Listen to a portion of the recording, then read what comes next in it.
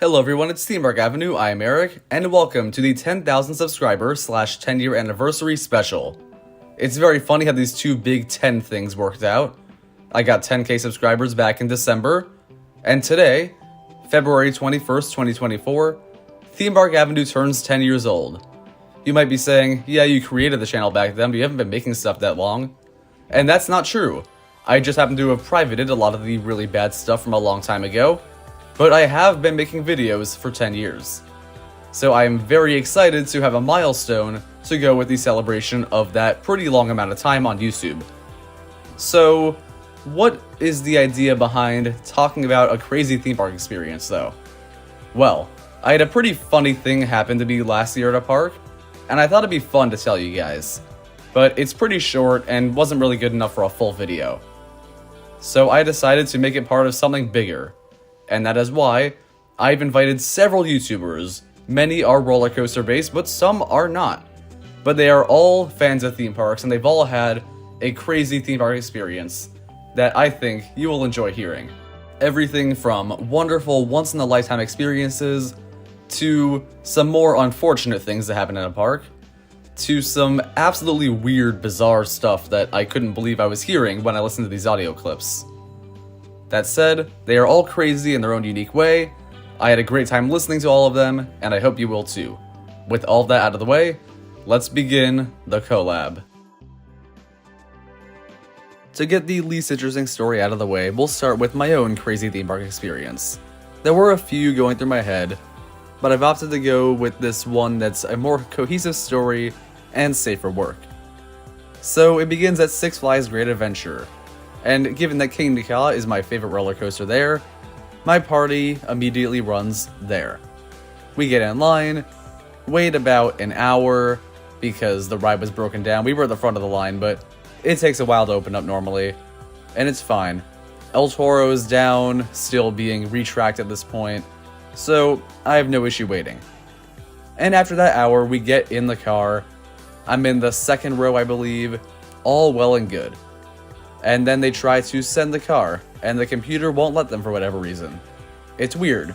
So we all get out, go back into the line, they do a few things, and we get back in the car. And once again, the computer won't let them go.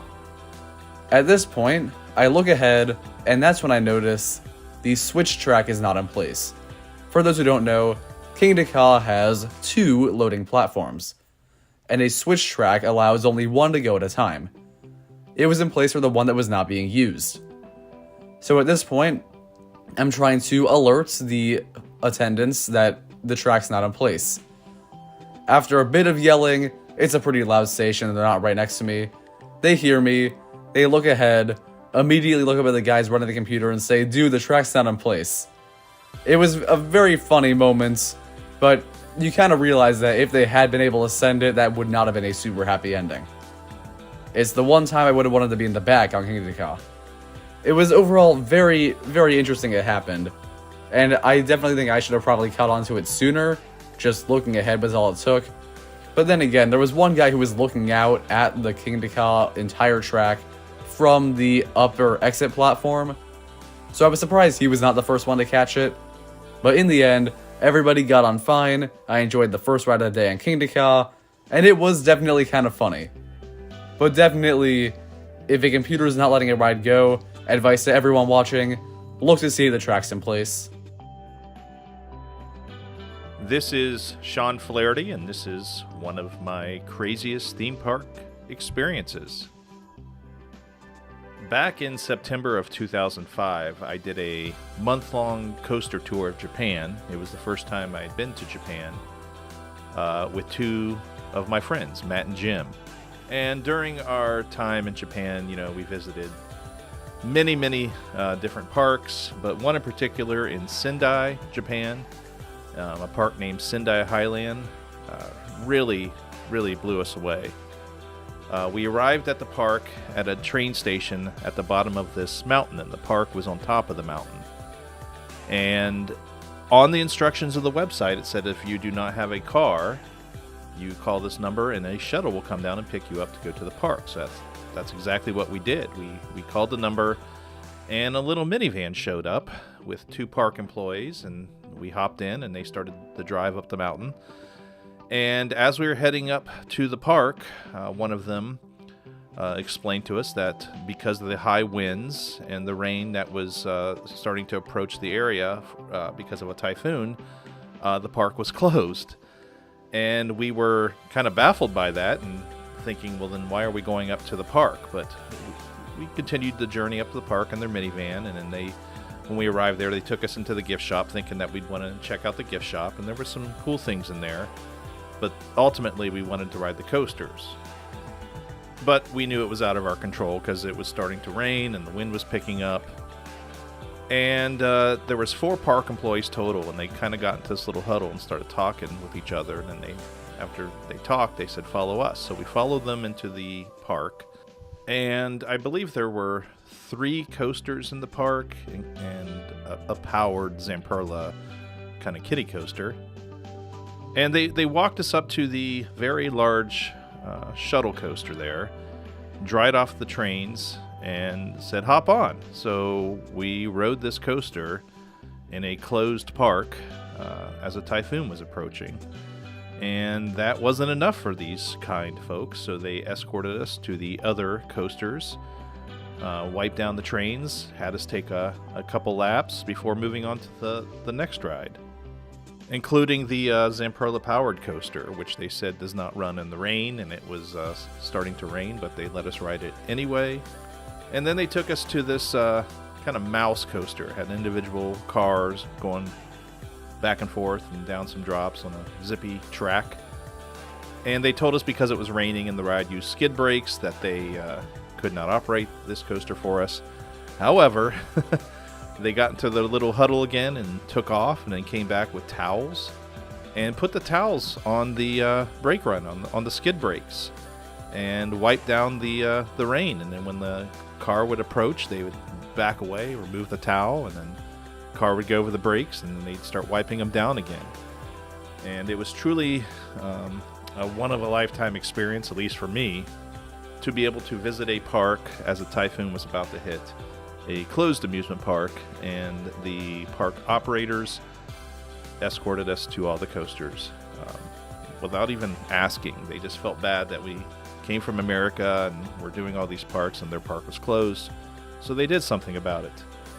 I would not expect that type of thing to happen in a park in the United States or pretty much anywhere else I've been to. So it was very, very nice to get to experience something pretty crazy like that. And as we were leaving, one of the people I was traveling with was crying, and we had to tell them, no. They're crying because they were happy. The park employees thought they did something wrong, but we said, no, we're very happy. And this person was overcome with emotion. So, fun memory, and I doubt that ever happens to me in my life again. Congratulations on 10,000 subs, by the way. One of the craziest theme park experiences I've had was being invited to Media Day for Phoenix at Fall of Summerland the day before it opened to the public. I got to go there with a couple of the members from Coaster Club Denmark, where we met the CEO of Fall of Summerland, and there were many other influencers and coaster enthusiasts, and we got to basically ride Phoenix as the first civilians, if you will, where we had the ride to ourselves for a couple of hours, and there was a massive buffet and everything, and it was just a blast. So many videos were taken and interviews as well, and it was absolutely incredible. And afterwards, we got to go behind the scenes and go into the garage of Phoenix, where we got to touch the train and everything. It was really, really cool. And then after that, we went out to the track section right after the station fly-through, where we basically just got to play around like it was a playground. So we climbed the track and everything, and it was a lot of fun. And then after that, we went back to the hotel where there was a party for us. And there were just a bunch of people that, you know, from everyone from Theme Park Worldwide and Ride Review to Benjamin Blumendahl himself, which was really incredible. It was just awesome to meet so many people and to try out something so exclusive as that event itself. It was really, really incredible, especially for someone who's more of an average Joe like myself. To be able to take part in that was a huge, huge honor. What's up? My name is CZsWorld and I make horror content. So I don't think I have any truly crazy theme park stories, but I do have a couple things that I've seen happen at parks over the years. The first one was on American Eagle at Six Flags Great America. This was back in the days when American Eagle used to race. And you know how it is for a racing coaster. It's not like one side is actually gonna go faster than the other. Like if one side wins, it's because they launched it a little bit early. And that's what they would do on American Eagle. One side would just start a little bit early. So I was on it, and there's this part where the two sides kind of join together and they're side by side. And we had started a little bit sooner, but this guy on the other side just like freaked out and he started screaming, "They's cheating, they's cheating." And he just kept saying that over and over. He said it like 20 times. He was just screaming as loud as he could, "They's cheating." So that was pretty funny. Okay, these next two both come from my trip to Halloween Haunt at Kings Island from last year. It seems like normally at Halloween events, they don't want people like dressing up or wearing makeup so that there's no confusion as to like who's an actual scare actor and who's just a park guest. But for whatever reason at Kings Island, they were just letting people come in costume and stuff. So there were these two kids that were really funny. There was one kid who like, we were in line for this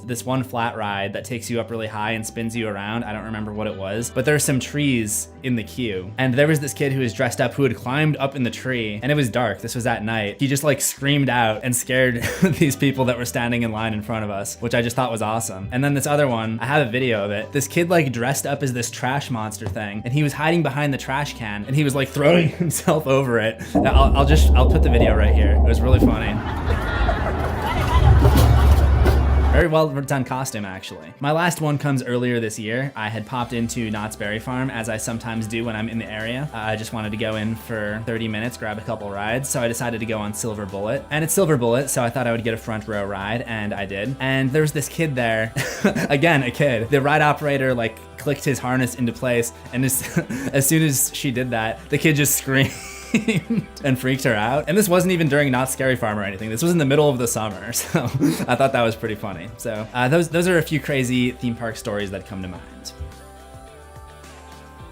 This is Derek from Xscream Thrills, and I just want to say congratulations to Theme Park Avenue for hitting 10,000 subscribers. My craziest theme park experience, I know I have a few out there, but the one that sticks with me is back in 2012, I got stuck on Windseeker at Cedar Point. The ride malfunctioned, and I ended up getting stuck about 200 feet in the air for over 3 hours.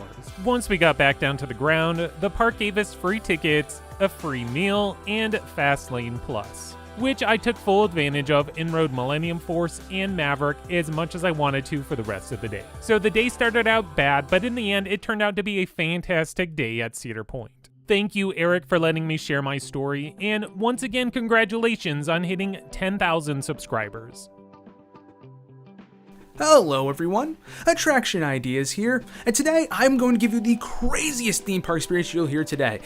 No, it's not. It's actually going to be kind of a tame one, but it's one that I hold very dear and near to my heart. You see, it was the first time I ever went to the Orlando Informer Meetup. You may have heard of it. It's an after-hours event at Universal where basically every ride is walk-on. And this was the first time I went. This was 2019, and you know, it was getting pretty late in the night. It was around 10:30, and this was also in December, so it was getting kind of chilly, right? So it was like low 60s. I was wearing a t-shirt and shorts, of course, and yeah, I was shaking in my boots a little bit. But it was my first time going to this event. I didn't know I was going to be back, and I saw the opportunity to ride Jurassic Park River Adventure at night. Not something I've ever done before.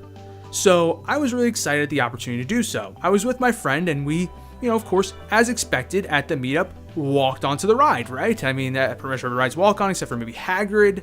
So that was to be expected. What wasn't expected was we were the only people on the boat. Again, this is December and it's low 60s with no sun. Yeah, I don't think it was too abnormal that we were the only people crazy enough to ride this thing. And that's the thing, not only were we the only people on our boat, there was nobody else even on the ride, period. We were the only people. And let me tell you, not only is River Adventure really beautiful at night, I mean, they light everything up really fantastic. It's a really, truly special experience, and I highly recommend it. But you combine that with also being in a boat, basically by yourself, it is surreal, honestly. It really actually does feel like you're there when you're not surrounded by a bunch of other guests who are chirping and talking about other things and are on their phone and all this other stuff, right? When you're completely immersed in the world because you're the only person on the ride, it is a completely different experience, and it really was. a special experience for me. However, there was another twist to all this for me. You see, there was a pretty good reason outside of it being relatively cold and there being no sun for people to not be on this ride. Every single time that I had previously ridden Jurassic Park River Adventure, just kind of luck of the draw, I'd always been either in the middle or in the back. And I'd always kind of assumed that despite the fact that this ride has a huge splashdown, that you just don't really get that wet, right? The water goes over you or it gets pushed out, whatever, because whenever I'd ridden this, I always gotten like a light drizzle. I've never gotten soaked on this ride. So I always kind of just assumed, oh, well, that's just the way the ride works. You never really get that wet. And that's why I told my friend, who had never been on the ride before, when we decided to do it. Little did I know, when you're on the boat by yourself and you don't have rows of people in front of you to block the water, you get soaked. And we got absolutely drenched, more so than you probably would if you just rode this regularly, because there was no one else on the boat at all to absorb any of the water droplets coming our way. So yeah, it was fun, it was cool, but we did get quite a bit punished afterwards. And yes, I know this was the craziest story you heard all day, but please do not leave a comment saying this was the craziest. We don't want to hurt everyone else's feelings. Anyways, I'll pass on to the next guy. Thanks for having me, Theme Park Avenue. Hi, I'm Augie, aka Coaster Roaster, and I have to say that my most insane experience I've had at a theme park is a random one, but it's my experience at the Delaware State Fair. So for context, I had a baseball game one summer day at Washington College, which is a small college across the Chesapeake Bay on the eastern shore of Maryland. Driving home would have been a terrible backed up mess during rush hour over the dreaded Bay Bridge, so I decided to instead drive 2 hours southeast to pick up some credits at Jolly Roger and Trimper Rides in Ocean City, Maryland. To get there, I was driving through some random back roads in the middle of nowhere, Delaware, and out of nowhere, I look over to the left, and there's some fairgrounds that just look to be hosting a carnival. Not a totally strange sight, but then I pass by a few signs, and it just happens to be the Delaware State Fair that I've randomly come across on some back roads in the middle of a Delaware field. And even better, it was the exact time of year that the fair was occurring, and it was open. So I did what any insane, credit-hungry coaster enthusiast would do. I pulled off to the side of the road, pulled a U-ey, and stopped at the fair to get a few credits. Getting a few fair credits in itself isn't exactly insane, but it's the fact that I just happened to drive right by the fair at the exact time of year that it was happening, in its middle-of-nowhere location that I've only been to once in my life. And the fact that Delaware is a state that has 0 roller coasters, but I still found credits the one time I went through the state. But anyways, afterwards, I still did make my way down to Ocean City, and it was a very fun, credit-filled day in the end. It may not be the craziest story ever, but it was a random one that I wanted to share. Hey everybody, it's Matt here. I'm super excited to be sharing with you my craziest experience I've ever had at a theme park. But before I do that, I just want to give a huge congratulations to Eric for his channel hitting 10,000 subscribers. That is a super crazy milestone that I can only hope to hit one day, but it is much deserved. I've been following the channel for a long time, and I'm just really happy for you, Eric, so congratulations on that, and I'm super excited to be working with you as well, so let's get straight into my story. So, when I think of the craziest day that I've ever had at a theme park, a few instances come to mind. I had a day where I went to Busch Gardens Tampa and Iron Gwazi was broken down all day, so I only got to get 2 rides on it. And then later in that same week, I went to SeaWorld Orlando and half the rides were closed, then went back to Busch Gardens and Iron Gwazi was having downtime again, so I ended up only getting 1 more ride. And while that was definitely a crazy experience and not exactly the best, when I think of the absolute craziest day I've had, it has to be the first day that I ever went to Cedar Point. This was in August of last year, or I guess 2 years ago now, it's 2024. So in August of 2022, I took a big trip around the country, and that whole trip was kind of crazy. But that first day I had at Cedar Point was magical. It was my #1 bucket list park that I had wanted to go to ever since becoming an enthusiast, and I will say the day started off really rough. There was a couple breakdowns. Obviously Maverick, as always, was having some pretty terrible downtime, along with a couple other rides that were just not being very reliable.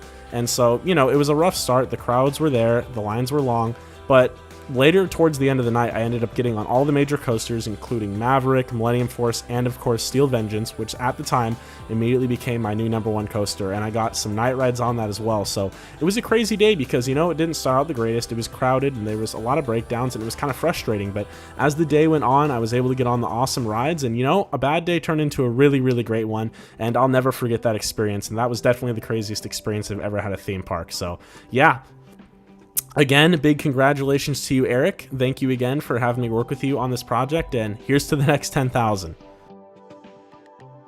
Hey, this is Cole from Park Pros, and this is one of my craziest theme park experiences. One of the wildest park days I've had in recent memory was my first trip to Energylandia in Poland this past August. Even though we had 2 full days at the park, we decided that we wanted to try and get all 17 coaster credits in a single day, which is no small task, especially during the busy summer season. But we started off with Zadra first and rampaged our way through the endless kiddie coasters, before finally riding our 17th roller coaster of the day, Hyperion, a little less than 6.5 hours after we started. It was honestly one of the most fun and chaotic days spent with my coaster friends who were all dead set on making sure we got every single one of those 17 credits. Congrats on 10K subscribers, and peace.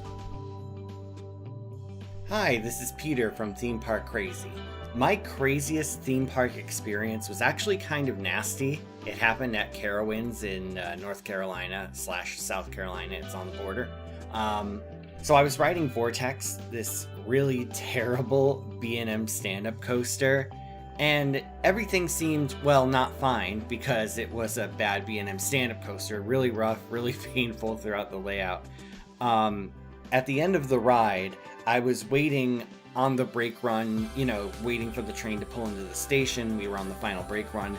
All of a sudden, somebody next to me just throws up all over the floor, and I have a serious phobia of vomiting, so I'm like kind of freaking out and kind of trying to adjust my stance to avoid the vomit. It was like I was doing a weird little dance, and fortunately, I didn't really get any on me because the seat right next to me was roped off, like it was out of order. And if that seat wasn't out of order, I probably would have got vomit all over my shoes. That was a nasty experience, but it's a story that I still like to tell, and any story that's worth telling, that's pretty cool in its own way. Having a story that you can tell people, that's pretty awesome. Even though the experience was not, neither the coaster nor the vomit. But you know what?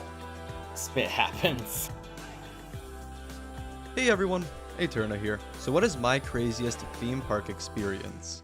Well, when I was at Nagashima Spa Land in 2023, I accidentally went on the same day as a massive cosplay event. Nearly every person in the park was either a photographer or somebody wearing a costume. It was a pretty crazy experience, because these cosplayers were everywhere, and even riding rides with costumes on. I remember on Hakuge, the wake from one of the cosplayers actually hit me, which is definitely one of those funny amusement park experiences that'll stick with me for a long time. I even saw some people in cosplay from some shows that I enjoy, so that was pretty cool too. Turns out the event happens a few times a year, and it's called Nagashima Spa Cos, so I suppose that could be something to look out for if you ever visit the park. Overall, I would say walking into a park expecting a regular park crowd, just to be met with most of the people in the park in costume, is a pretty crazy experience. Oh, and congratulations on 10K. You deserve it. Hello fans of Theme Park Avenue, and congratulations to Theme Park Avenue on 10,000 subscribers. Now, I have a lot of crazy theme park experiences, most of which obviously occurring in Cedar Point. One of the most recent crazy memorable theme park experiences, though, occurred on August 23rd and 24th, 2023. You see, up here by the lake, every few years there's a storm that stands out from the rest as particularly bad. In 2023, it wasn't just one storm, but multiple. I had been working a closing shift at Cedar Point the night of the 23rd, and I knew that there was bad weather coming as I checked the Storm Prediction Center frequently. I could see the lightning all around by the time that I left, which was around 10 p.m. I was closing the traffic and tolls department that night and coming in around noon the next day. Once I got home, the storm hit, and I live only a few miles from the park, and it was bad. We were hit by wave after wave of severe thunderstorm coming from the north directly off the lake. There were wind gusts of over 70 miles per hour and sustained wind of over 40 miles per hour, all with constant downpours and thunder. After the first hour or so of the storm, my apartment actually flooded. Obviously, this means I didn't sleep much, as I was woken up by people coming in at 5 a.m. to tear up all my carpet as it was still storming outside. The storm finally subsided around 10 a.m. the next morning, and the damage to the park was pretty wild. Almost all of our traffic cones were blown away, along with all the signs and barricades, many of which had also floated away in all the flooding. Most of the back of the park was somewhat underwater and was completely closed off to guests. With only the front of the park open, it was a pretty slow day at the park. But we opened and gave a lot of people a good experience, at least what we could with the limited options we had. The weather wasn't done yet though. The Storm Prediction Center issued an even more severe warning for the night of the 24th, meaning we had only a few hours to prepare for the next storm. I closed again that night, and once again saw the approaching storm with lightning in the distance, looking exactly like the night before. I tried my best to do what I could to bring items inside or tie them down. Now at this point I was staying at a friend's place even closer to the park. That night we were actually under a tornado warning that was covering both my location and the park. Now thankfully it was only a minor tornado that didn't do much damage on its own, but there were still plenty of high winds and crazy rain.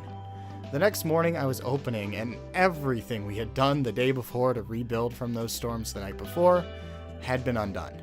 So at 6:30 in the morning, I began working with a small team to set everything back up again. The park would end up opening on time that day, with the back of the park still closed as, well, shockingly enough, it was still underwater. Now that just goes to show you how much work goes into parks like this to get them ready. There really is a lot that goes on. The fact that the day after this, the back of the park actually reopened, with a lot of work going into that. They really can recover from some of the craziest natural disasters without the average person even noticing.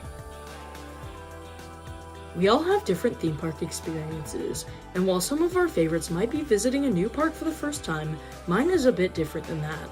Almost 2 years ago, I was one of the first ever people to ride Pantheon. The pass holder preview event continued for weeks, and on March 20th, I was able to get the first train of the day during the pass holder previews. During the swing launch, the coaster stopped due to a sensor failure, and we had to get evacuated off the launch track. As a nerd, seeing all the launch components up close and walking near the track was amazing, and it was an unforgettable experience. Busch Gardens handles these situations very carefully, and their staff did an amazing job helping us out. Hey, this is Mike, aka Canobie Coaster. One crazy theme park experience I've had actually occurred pretty recently. I was at Six Flags Fiesta, Texas, and I wanted to get multiple rides on Iron Rattler at the end of the night. One small problem.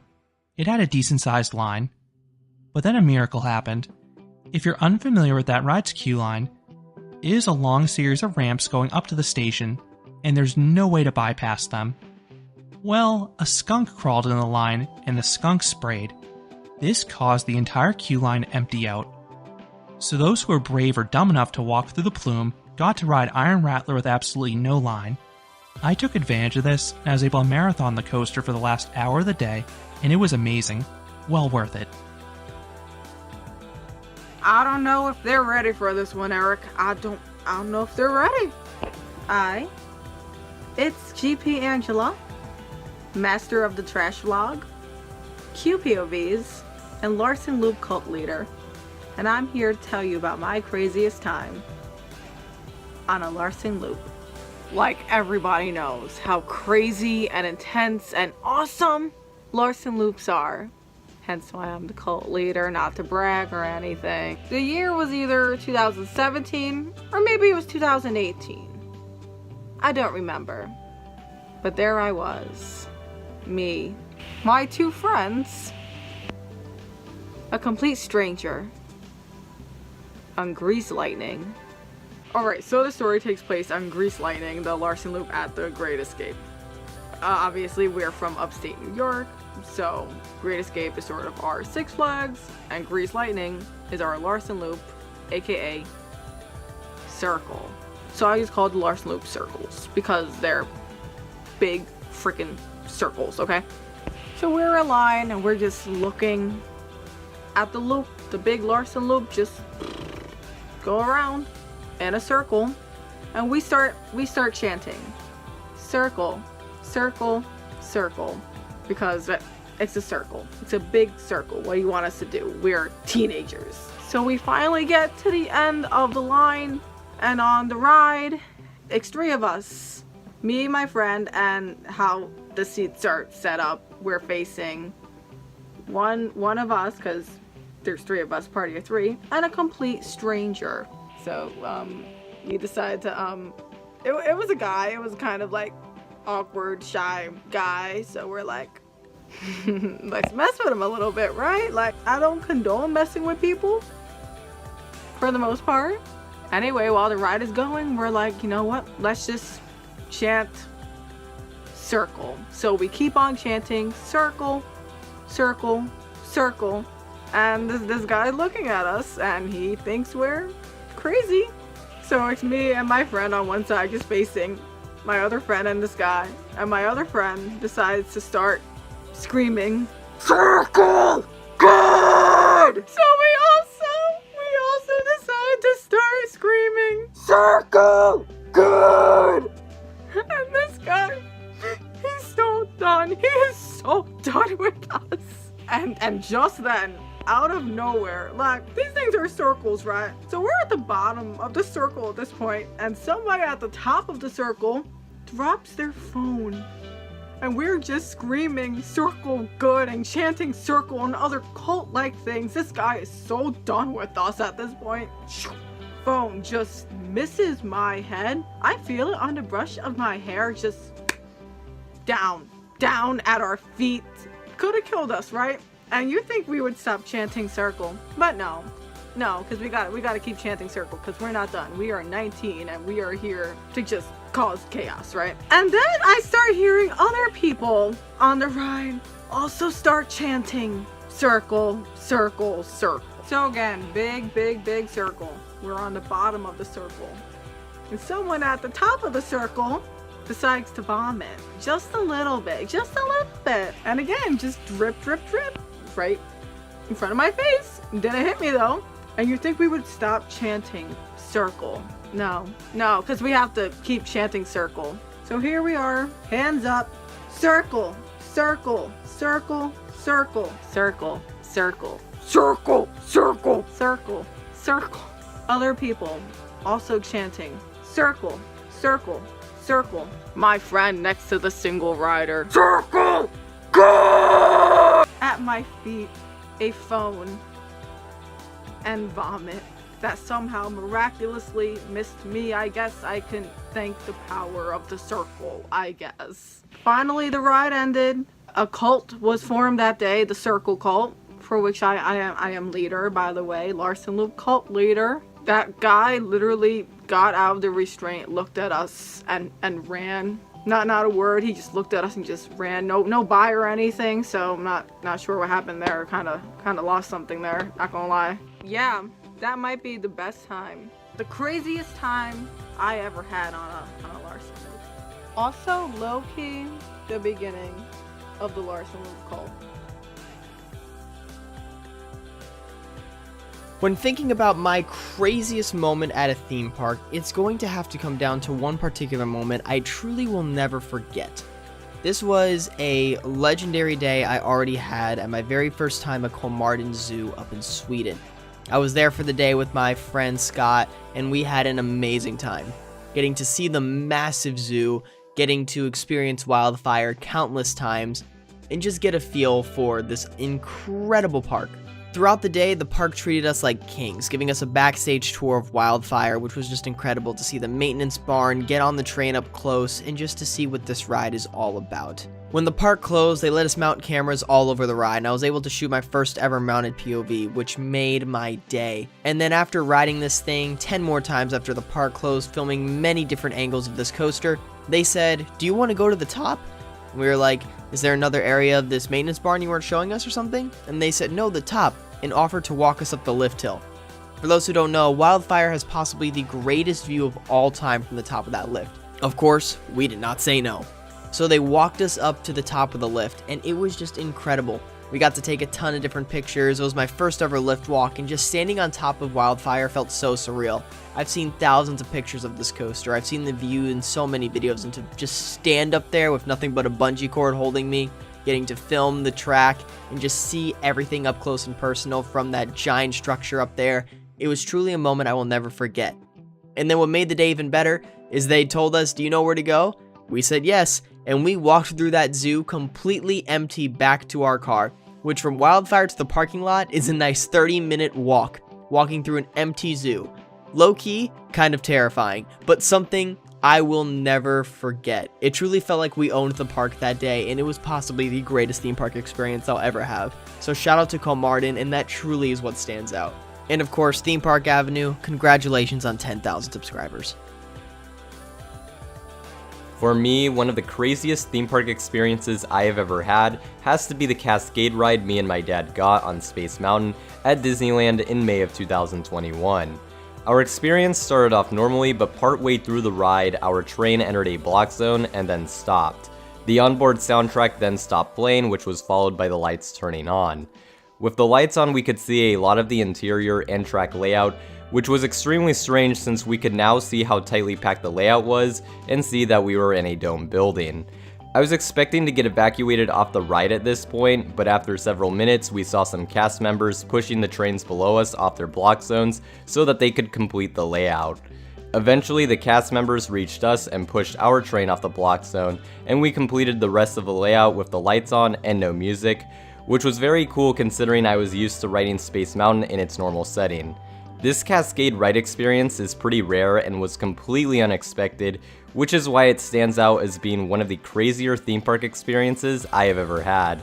Thanks to Theme Park Avenue for bringing me on for this massive milestone collaboration, and if you haven't yet, I would appreciate it if you would check out my Coaster Hour YouTube channel where I do a lot of live content, and my Instagram page where I cover the latest news in the theme park industry. Hello everyone, I'm Liz from Fastpass Facts. First of all, I want to thank Eric for inviting us to be a part of this collaboration, and congratulate Theme Park Avenue for this fantastic milestone. We've experienced lots of crazy and awesome things at theme parks, but one of our favorite memories was at Disneyland. A while ago, Disney announced a very cute popcorn bucket. This was a Halloween Mummy Mickey bucket, and everybody was losing their minds over it. We were lucky enough to be at Disneyland on a day when Disney decided to restock them. While we were waiting in a very long line under the sun in Tomorrowland, Stitch appeared to say hello to guests from the balcony in the Star Wars Launch Bay area. Suddenly, he started pointing at us and calling Sauco over. He approached Stitch, and the cast member that was with him handed Sauco a leaf and told him that Stitch was giving it to him so he could buy some popcorn for him. Sauco laughed, took the leaf, and returned to the line where I was waiting for him. When Stitch saw him go back to the line, he began pointing to the popcorn stand and signaling him to go. And Sauco just nodded and waved. After a little while of this happening, Stitch just gave up and left. And we stayed in the line for a while longer and were able to buy our bucket. And suddenly, it hit us. Stitch was sharing some Disney magic with us and telling us to go to the front of the line to get our bucket without waiting. Of course, we were still not sure that this was the case, so we didn't think anything else of it. Until about a month ago, when we came across a TikTok of Stitch doing something similar for another guest. He approached them, took them to the front of the line, and even gave them their popcorn for free. We couldn't stop laughing at us and feeling bad for poor Stitch, who must have been going out of his mind because we did not understand what he was trying to say. Well, that was our story. Thanks again for having us, and congratulations again! Hello there, I'm Mike from Theme Park 101.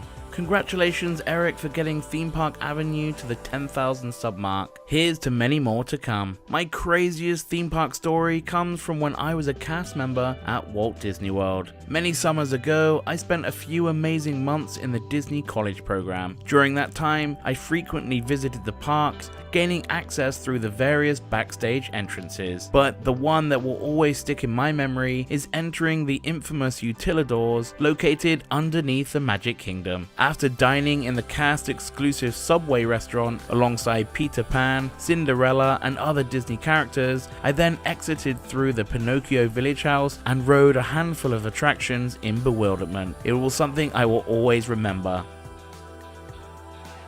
Hello everyone, Coaster Josh here. My craziest theme park experience was how I was able to eat an entire dinner on a motion simulator as it was going. Here's how it happened. So I was at Universal Studios with some of my friends. It was the end of year junior senior trip, and we all had these little meal voucher things. You know, we had a meal ticket. If you turned it into one of the kiosks, you would get a drink, you know, a main course, and then a side. Well, we had so much fun on the trip that I didn't even use mine. I was going to, but I just never got around to it. Well, fast forward, we were at Universal Studios the last day within the last hour, and I thought to myself, okay, well, I better use this thing. So I look around to see any food places, and all I can find was a turkey leg stand. So I turned it in there, and I got my turkey leg, I got a soda, and I got a bag of chips. So I was sitting down on one of the benches and I was eating all my stuff, having a grand old time. And then some of my friends came up to me and said, "Josh, do you want to go ride the Simpsons ride? We have like 5 minutes until the park closes, but if we run, we can make it." So I had all this food in my hand and I was running to the Simpsons ride, and then it occurred to me, what am I going to do with all this food? I have a drink, a turkey leg, and a bag of chips. What am I going to do? Am I going to have to throw it away? I just bought it. So we get to the ride and I'm going through the queue line. I still have all this food in my hand. I'm thinking they're probably going to take it away from me. I'm pretty sure the ride ops are going to make me throw it into the trash. I mean, it's a lot of food. The turkey leg is big, a bag of chips, and then a whole soda. They don't want drinks on the ride. So I keep waiting for them to take it away from me, and then they just don't. We're about to board the ride. I'm all the way through the queue line, and they never took away the soda or the bag of chips or even the giant turkey leg. The ride ops just looked at me and smiled, probably because it was the last ride of the night. So I took my food, I boarded the Simpsons ride vehicle, and then the ride just started. I was eating my turkey leg, eating the chips, and drinking the soda, all while the motion simulator was going on. It was shaking back and forth, and all the sound effects were going, and looking at the screen, while I was just chomping away at my turkey leg. So I was actually able to eat the entire turkey leg during the Simpsons ride, and I'm one of the only people, probably the only person, that can say I've eaten food during the ride. So yeah, there's my story, a story how I was able to actually break one of the rules, essentially, not on purpose. I would have thrown it away if they would have let me, but I was able to eat a lot of food on the ride, drinking my drink, eating the turkey leg, and then the bag of chips. So that was a pretty interesting experience, and I guarantee you that will never happen again to me. They will make me throw it away instantly. And that is all of the stories, though I do have one quick bonus one. 10 years ago today, a kid who was only 9 years old, he loved clickbait roller coaster videos, the top 10 scariest ones, watched all of those, knew all of the craziest rides from Goliath at Six Flags Magic Mountain to Vertical Velocity at Six Flags Great America. Those were probably the most common number ones, honestly, at that point. And he started a YouTube channel doing some silly stuff, sometimes coaster related. Later that year, he went to Cedar Point, loved it, realized he truly did enjoy roller coasters and not just clickbait videos, and he started making his own silly videos, probably more clickbait than not at that point. But after many years of honing his craft, sort of really just kind of doing stuff and naturally being less bad with time, he would explore a variety of content from rankings, to reviews, to travel guides, to videos looking at the engineering of parks, to YTPs, to everything in between and on the outskirts of theme park content as a whole. And he always loved it. And he still does. He doesn't make as many videos now, other things are more important. He's not a little kid anymore, can't focus on silly YouTube videos quite as much. But he still loves running the channel Theme Park Avenue, and even if uploads are slower now, I promise, just like this one, I'm going to keep making them big and as great as I can possibly make them. And I thank all of you for watching for all of these years, however long you've been here. And I thank everyone who was on this awesome collaboration. You all had really fun stories, a great variety there. Make sure you check out all the channels who were in this collaboration. Their links are all in the description. And also check out the people who provided footage of the parks I have not been to, and the parks I have been to but don't have good footage of. And now we will conclude the collaboration. Thank you so much for watching. I hope you enjoyed this video. Please comment down below your craziest theme park experience. And if you haven't already, subscribe so you know when the next video comes out. And I'll see you next time.